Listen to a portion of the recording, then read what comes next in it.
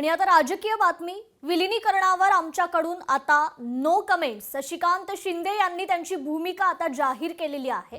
दोन्ही पक्षाच्या एकत्रीकरणासंदर्भात निर्णय झाला होता. अजित पवारांचे नेतेही याबाबत बोलत आहेत, पण आता आम्ही हा विषय बंद केलाय, आम्हीच मागे लागलोय असं चित्र निर्माण केलं जात आहे. आमच्याकडून अजिबात गडबड नाही, आम्ही सत्य बोललो, पण आता यावर भाष्य करायचं नाही असं ठरवलंय.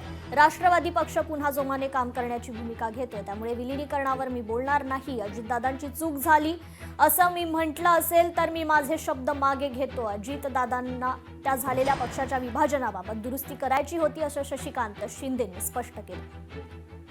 मी स्पष्ट सांगतो, विलिनीकरणाच्या बाबतीमध्ये आमच्या पक्षाकडून आता कुठल्याही प्रकारचा नो कमेंट. मी स्पष्ट सांगतो, विलिनीकरणाच्या बाबतीमध्ये आमच्या पक्षाकडून आता कुठल्याही प्रकारचा नो कमेंट. मी स्पष्ट सांगतो, विलिनीकरणाच्या बाबतीमध्ये आमच्या पक्षाकडून आता कुठल्याही प्रकारचा नो कमेंट. मी स्पष्ट सांगतो, विलिनीकरणाच्या बाबतीमध्ये आमच्या पक्षाकडून आता कुठल्याही प्रकारचा नो कमेंट.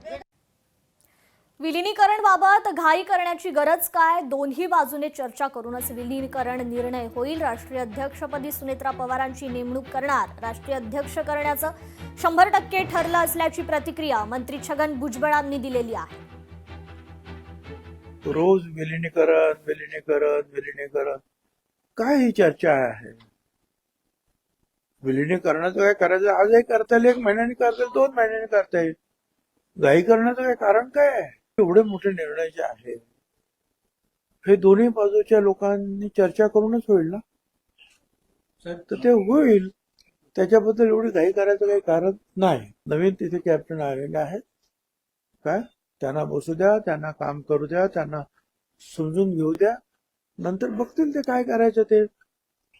आज आमच्या समोर हा विषय खरोखरच नाही. सुनेत्राताई तेथे आता उपमुख्यमंत्री म्हणून बसलेले आहेत. राष्ट्रीय अध्यक्ष म्हणून सुद्धा आम्ही त्यांची निवड करणार आहोत. आमच्याकडून अजिबात गडबड नव्हती हो.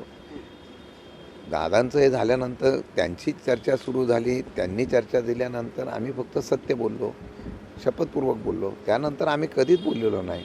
आम्ही एवढंच म्हणालो की दादांची इच्छा होती ती पूर्ण करायची का, एवढा फक्त विषय. आता तो आमचा पार्ट राहिलेला नाही. म्हणून आम्ही त्या दिवसापासून ज्यावेळेला ह्या चर्चेवर सातत्याने चर्चा व्हायला लागल्या त्या दिवसापासून आम्ही ठरवलं याच्यावर आता भाष्य करायचं नाही. लोकशाही मराठी ऐका, पहा, जागरूक रहा.